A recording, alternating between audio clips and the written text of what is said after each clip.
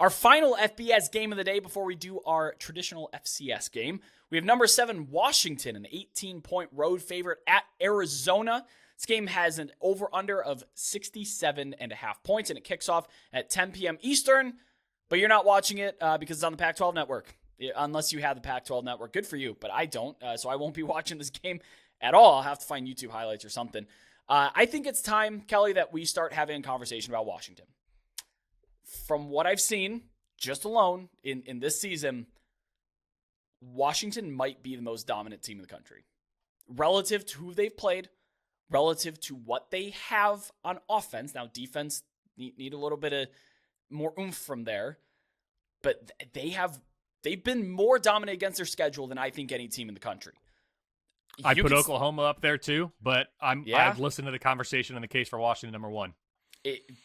You could still get Washington at 20-1 for the national championship. I'm going to be honest.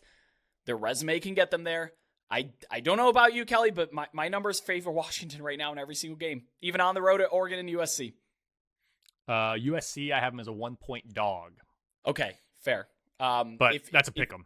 Yeah, but if you're looking to buy, now's the time.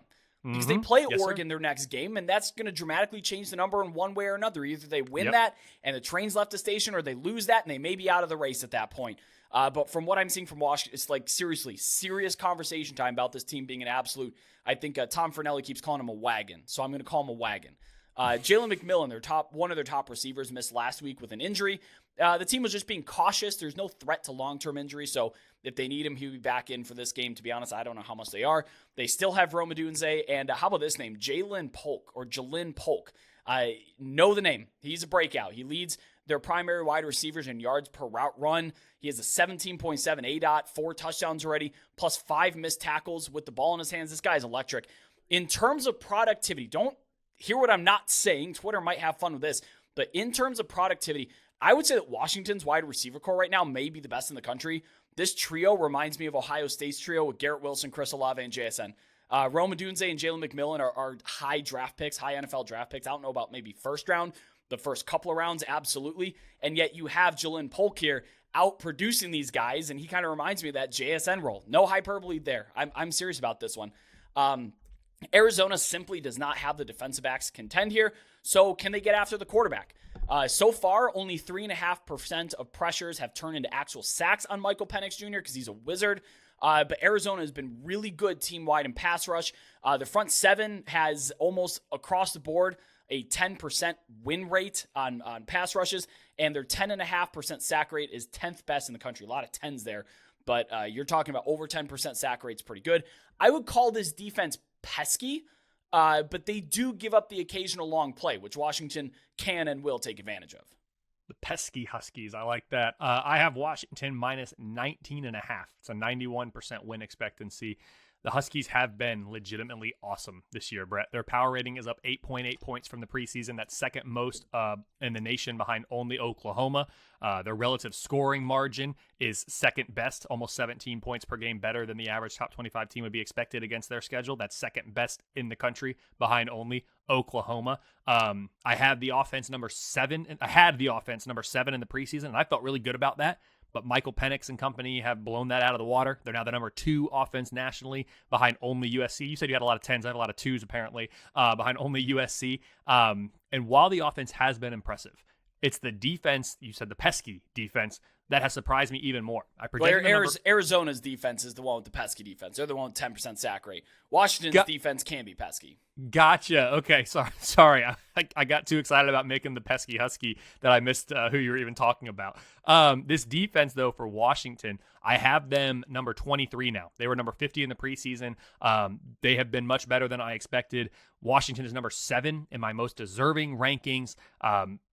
They have been awesome, like I said, and I fully expect them to be a big contender in the Pac-12 championship game. They've moved now up to the second best chance to make it. It's the first time they've cracked the top 2 all year for me. It's coming into this week.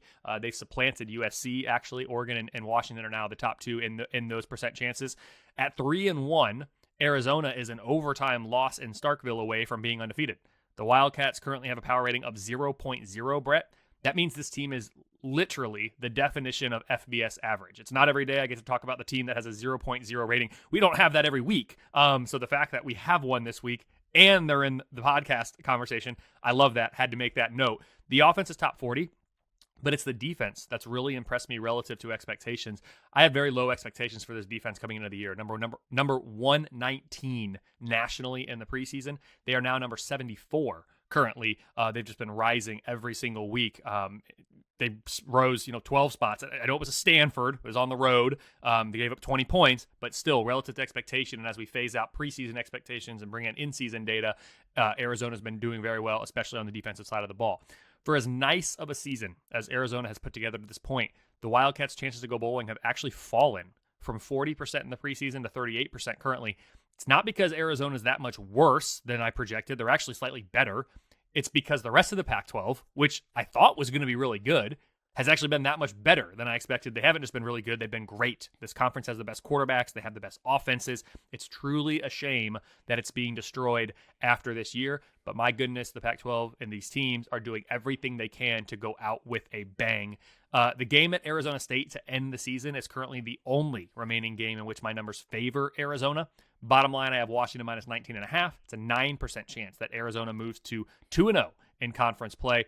I mentioned it for the conference championship race. Washington's currently 57%. If they win this as they're expected to, it jumps to 59. If they lose it, they drop down to a 32% chance, and USC would jump back above them. It's very tight at the top right now. For Arizona, I don't want to say it doesn't matter, but you are very much on the outside looking in here. Less than a 1% chance currently. If you lose, it remains that way. If you win, it jumps to a 1% chance to make it to Las Vegas. Arizona shouldn't be worried about making it to Las Vegas. They should be worried about trying to make it to a bowl game. Again, 38% chance that can happen. They're halfway there. They got to figure it out now in conference play. Where are they going to find those wins? Arizona State's one. Maybe Colorado is one. I know people don't want to hear that, but from a power rating standpoint, and then you got to find one more. And I'm just not sure where that is, but Arizona's been better than expected. Maybe they can do it. Well, Kelly, let's talk about this stretch that Arizona has to play right now. Washington. Do we have to? Because it's not good. Oh, we have to. We have to. At USC, at Wazoo. Then they get a bye week, which is much needed after 3 ranked opponents in a row. Then they host Oregon State, host UCLA, travel to Colorado, which is going to be tough because those stands are still going to be packed no matter what that record is. They host Utah, and then they play at their arch rivals, Arizona State. Dude, I don't know if there's one win left on this schedule for that. Arizona State's a mess. Okay, there's one win. But, this is one of the most brutal stretches in the country, period. It's crazy. Tough. It's tough. You've started conference play already. They're 1-0, of course. It was Stanford. I mean, if you're talking about which team do you want to play in the Pac-12, Stanford's probably at the top of your list there. So Arizona State may be a close second. Yeah, man. That's why I say let's focus on trying to make a bowl here, because that in and of itself right now would be a pretty good accomplishment given the difficulty of the schedule. Yeah, and I'm doing a quick search while we're doing this here. Jane DeLaura, I forgot to mention this off the top. He's hurt. Not sure if he's gonna be back or not. He's questionable for this Saturday. If he doesn't go, it won't. Boy. I don't think it matters. I don't think it matters either way, Brett. If we're being honest. It may not. But for the rest of the schedule, it does. Yeah. Great. Yeah, go. I'm with you. All these things said, as much praise as I put on Washington, this would also be objectively a very funny spot for Washington to drop a stupid game in Tucson after dark, because that is a weird place to play. And it's not like we don't have a history to be able to point back and look at. Washington still doesn't have a pass rush. They're only 3%. It's a 3% sack rate. That's the 12th worst nationally. They're allowing the 13th highest rushing success rate as well. So there's ways that Arizona can move this ball against them, even if the secondary for Washington is pretty good. To be honest, I don't know if I can lay this big a number. Plus, the market's been all over Arizona. Moved off of minus 20.5 now. What did I say? Minus 17, minus 18. Yeah, so I don't know if I can go with Washington on this one, but they could also just absolutely blow them out by 35 points. Either way.